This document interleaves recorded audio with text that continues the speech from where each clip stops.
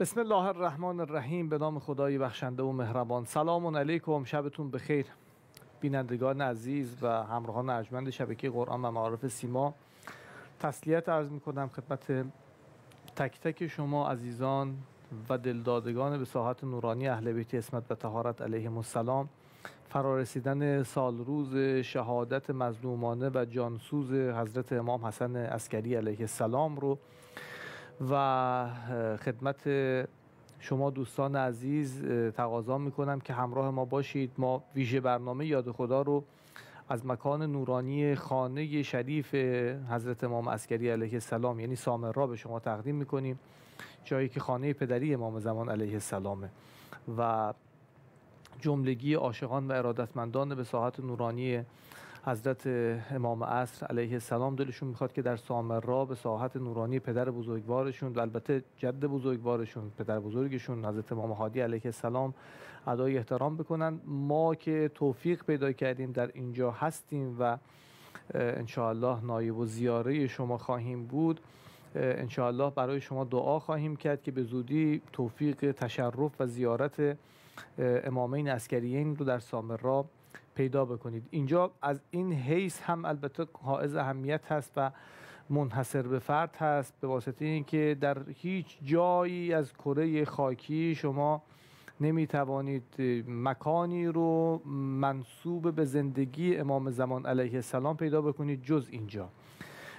و امام زمان علیه السلام در عمر شریف و پربرکت خودشون بعد از قرنها مکان ثابتی رو از ایشون برای زندگی معرفی نکردند، اما در سامرا که خانه پدری اون حضرت بوده، خانه امام حسن عسکری علیه السلام بوده و خانه امام هادی علیه السلام بوده، حضرت حجت علیه السلام در همین مکان نورانی به دنیا آمدند. عمر شریف خودشون رو در اینجا آغاز کردند. اوان کودکی رو تا 5 سالگی در اینجا سپری کردند و از 5 سالگی به امامت مبعوث شدن و آغاز غیبت صغرای خودشون رو در همین سرداب متبرکی که انشالله خدا روزیتون بکنه تشریف بیارید ببینید از نزدیک و زیارت بکنید آغاز فرمودن. لذا از این حیث هم که خانه امام زمان علیه السلام در ابتدای زندگی شریف و پربرکتشون بوده، منحصر به فرد کرده این فضای معطر و نورانی رو و امیدوارم که از نزدیک زیارت بکنید این فضای ارزشمند و روحانی و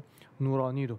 ضمن تسلیت مجدد خدمت شما تقاضا میکنم که همراه ما باشید.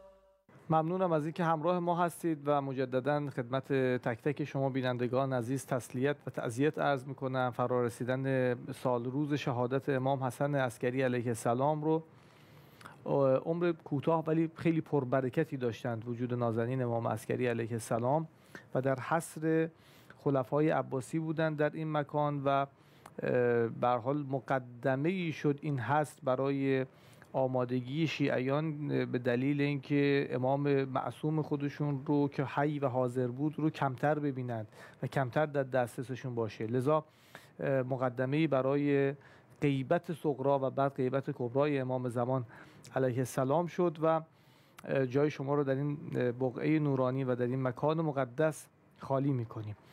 در خدمت کارشناس محترم برنامه‌مون جناب حجت الاسلام و المسلمین حاجی شهرنما هستیم. بهشون سلام عرض می‌کنم، حاجی تسلیت عرض می‌کنم. سلام و عرض ادب دارم خدمت شما و همه بینندگان محترم برنامه یاد خدا. من هم تسلیت عرض می‌کنم به نوبه خودم. شهادت امام حسن عسکری سلام الله علیه رو نایب زیاره شما هستیم در حرم مطهر ایشون و انشالله از خدا میخوام که شفاعت ایشون رو در دنیا و آخرت نصیب هممون بگردانه. انشالله، آمین یا رب العالمین. خب از زبان شما بشنویم آقا، وجود نازنین امام عسکری علیه السلام در این عمر شریف خودشون نسبت به دیگر ائمه طاهرین چون کمتر تردد و مراوده با شیعیان داشتن، خب حتما از سیره این بزرگوار کمتر ما شنیدیم، ولی دلم میخواد که امشب که شب شهادت ایشون هست بیشتر غور بکنیم در شخصیت ایشون، در زندگی پربرکت ایشون و البته فرزند بزرگوار ایشون که حضرت حجت روحی و ارواح نال تراب مقدم الفدا هستند و امشب در واقع آغاز ولایت ایشون هم خواهد بود. من قبل از اینکه بخوام در مورد شخصیت امام عسکری سلام الله علیه نکاتی رو عرض بکنم، یه سری نکته عمومی در حوزه امامت از منظر شیعه باید نکاتی رو بگم تا تحلیل ما و برداشت‌های ما در مورد نحوه عملکرد امام تصحیح بشه.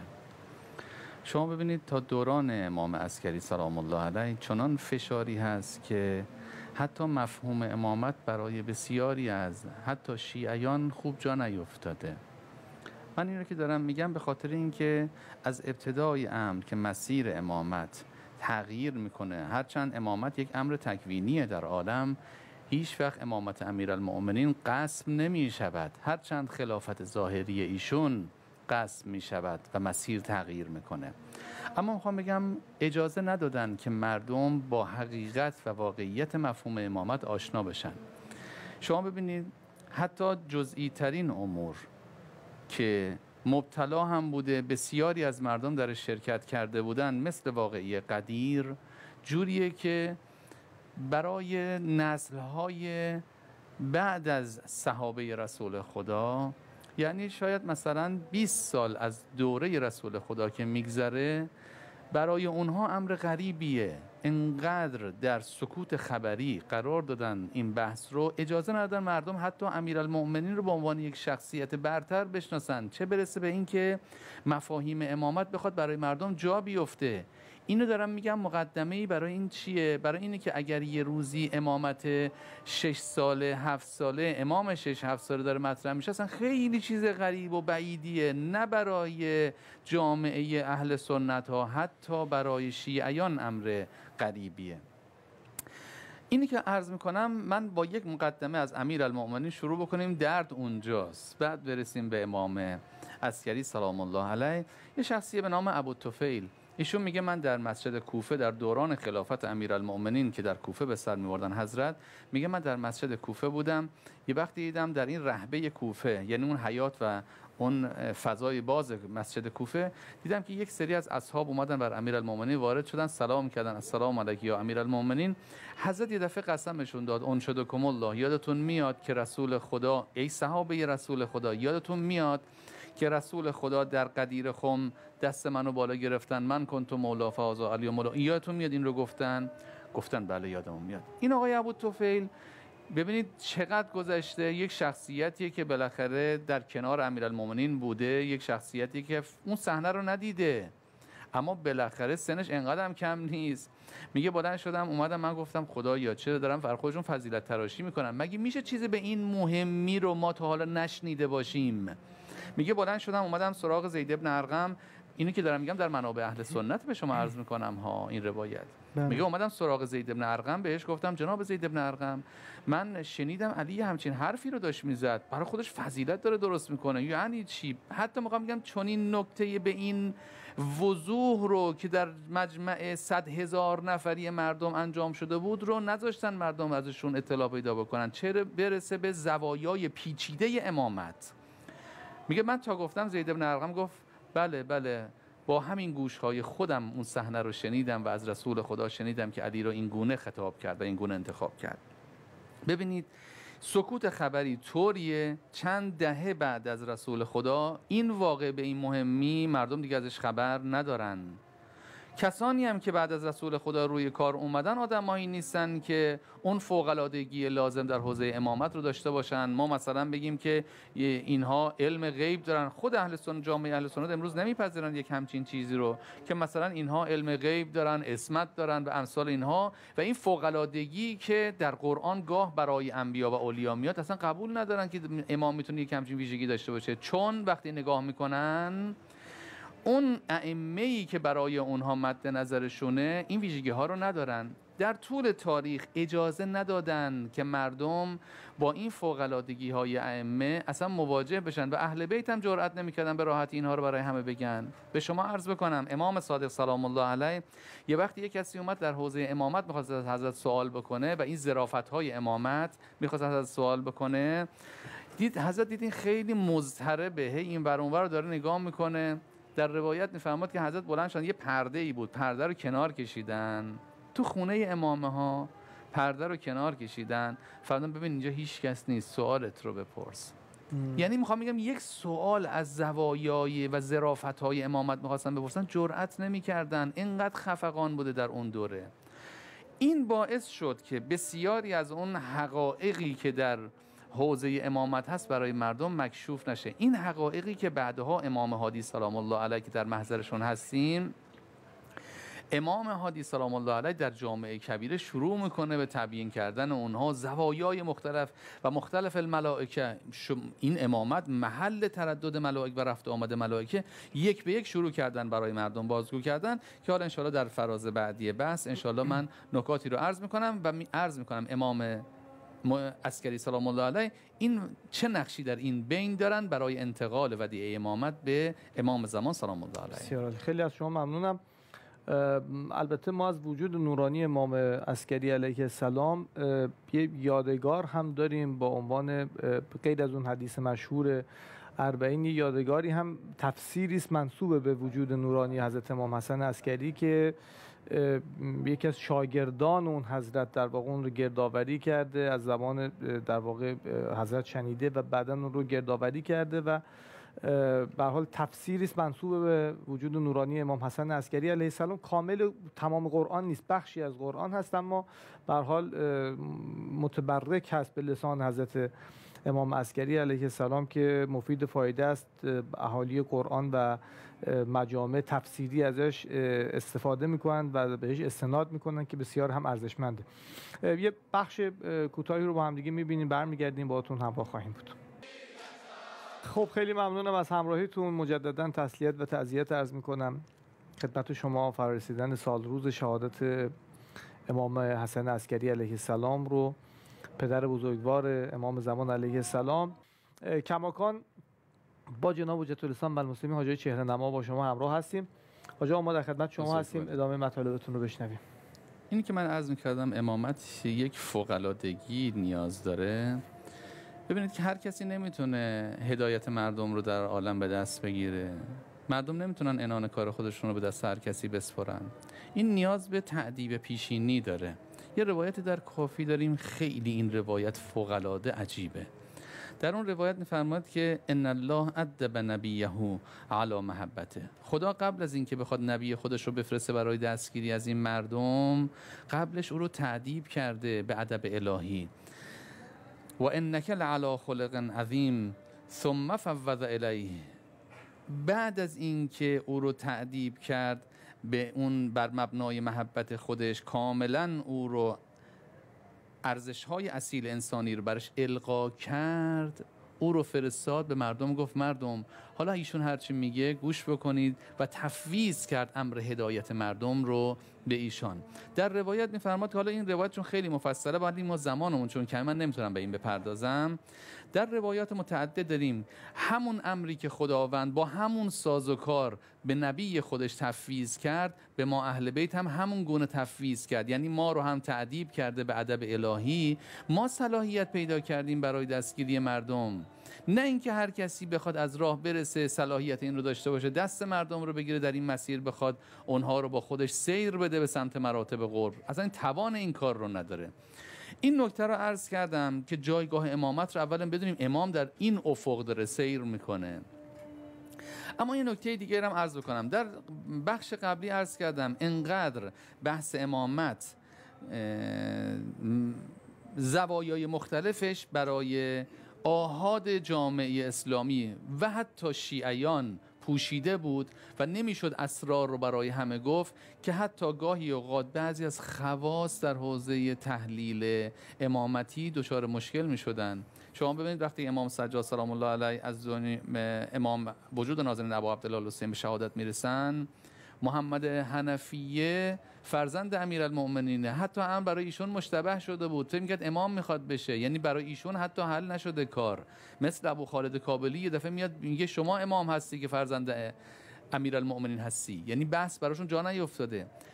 این بحث امامت و زوایای امامت نم نم توسط اهل بیت آموزش داده شده به مردم و فهموندن و چشمه های مختلفی رو بهشون نشون دادن. برای همینه شما وقتی میرسید به دوره امام جواد، به تعبیر مرحوم سید جعفر مرتضی عاملی، ایشون میفهمودن اون امامت فوق‌العاده‌ای که شیعه همیشه ازش صحبت میکرد ظهورش در وجود نازنین امام جواد به بعده. یعنی شیعه یه دفعه مواجه میشه با یک امام 7 ساله. خب شما میگید امام 7 ساله یعنی چی؟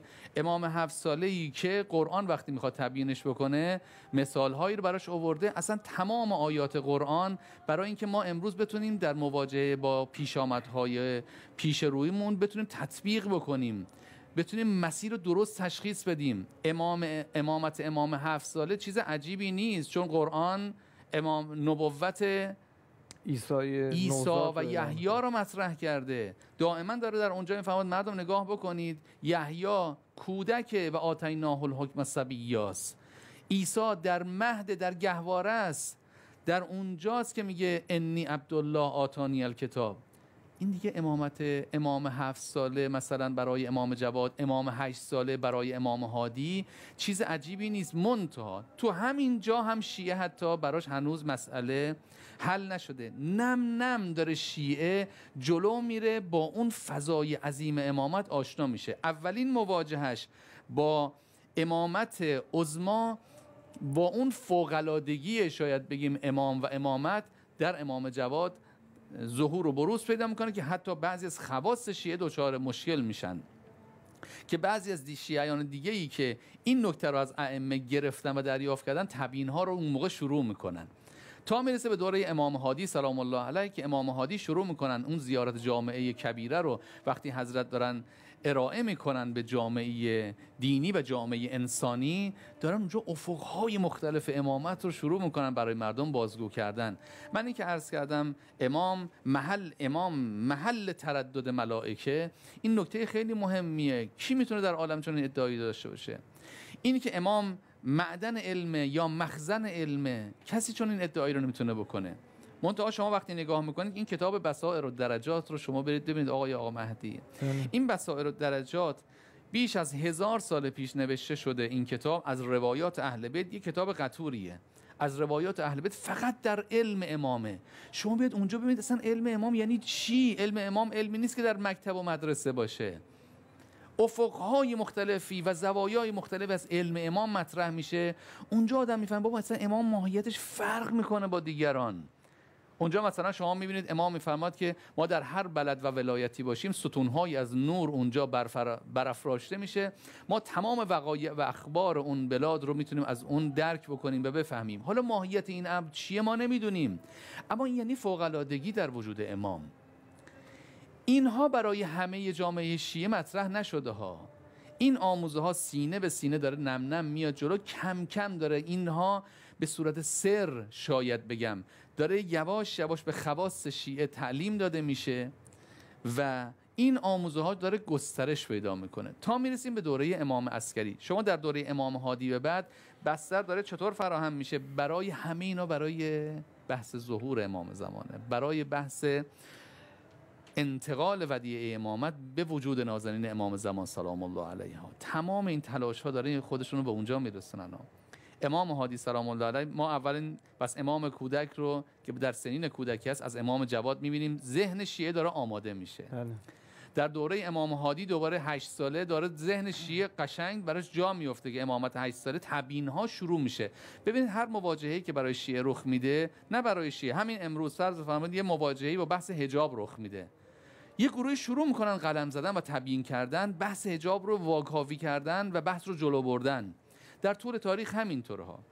در حوزه امامت هم به محض اینکه مواجه شدن با یک امامت، مثلا امامتی که اون امام کودکه، تبیین‌ها شروع شد، روایات از امام صادق از اهل بیت یواش یواش شروع شد عرضه شدن به جامعه شیعی، تا میرسیم به دوره امام هادی که حضرت بحث وکالت ها رو شروع کردن. یعنی ارتباط ها دیگه کم شد با امام، از طریق وکلا می اومدن مردم سمت امام. به امام عسکری که رسید این کانون وکلا کاملا شکل گرفت و این وکلای امام در هر منطقه‌ای مردم به اونها دیگه مراجعه می‌کردن، میومد داده هاشون به سمت امام، پاسخ‌ها رو از وکلا می‌گرفتن. ارتباط با امام یواش یواش داره کم میشه، آماده میشن برای پدیده غیبت امام، تا میرسه به دوره امام عسکری سلام الله علیه. به دوره امام عسکری سلام الله علیه که رسید، امام دیگه عمده وقتشون در پس پرده‌ای هستن که از پشت پرده حتی با مردم صحبت می‌کردن. ارتباط مردم با وکلای امامه، نامه به وکلا میدن، از وکلا میگیرن. یعنی شما باید یاد بگیرید از حالا بعد امام در پس غیبت چجور عمل میکنه. من در این فرصت بسیار کوتاهی که داریم یک نکته رو عرض بکنم. بعضیا میگن خب حالا امام در پس غیبت چیکار میخواد بکنه؟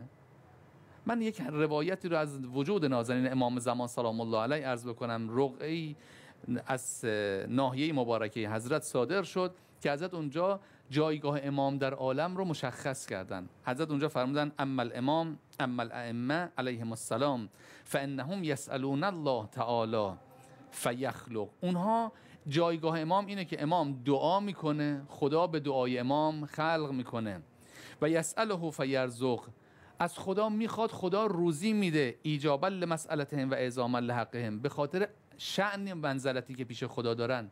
این نکته رو گفتم، کار در دست امام زمانه. هر کسی کاری داره بره در خونه امام زمان دعا بکنه برای فرج، تا امام زمان برای او دعا بکنه، چون طبق این روایت شریف کار، روزی، رزق، خلق، فرزند میخوایم، مال میخوایم، همه اینها به دست مبارک امام زمان سلام الله علیه. دست شما درد نکنه. خیلی ممنونم. من بیشتر سکوت کردم، مطالب شما رو داشتم گوش میدادم، استفاده کردم.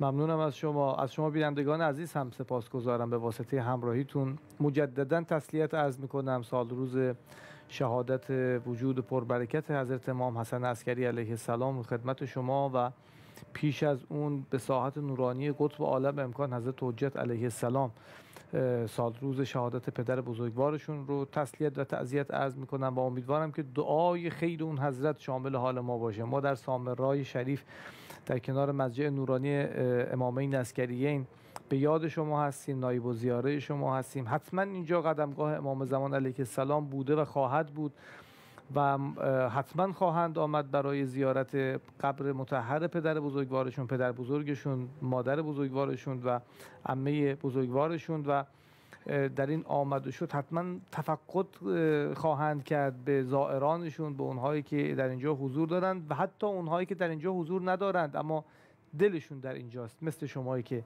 بیننده ما هستید. به یادتون هستیم، نایب و زیاره شما هستیم. از همتون التماس دعای خیر داریم و تا سلامی و ثنای دیگر همه شما عزیزان رو به خدای بزرگ و مهربان می سپاریم. بدرود و خدا نگهدار.